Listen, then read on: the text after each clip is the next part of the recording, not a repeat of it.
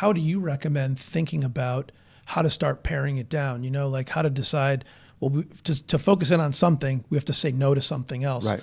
How do you think about a company should make those decisions? Like, I mean, the obvious is obviously the financial, right? You know, it's that sort of self-assessment. We're doing it right now. You know, Capewell is in some ways suffers from the tyranny of success. We've had 100+ years of just killing it, and the last probably 20, a little less investment in new stuff, and have done a lot of things for different people.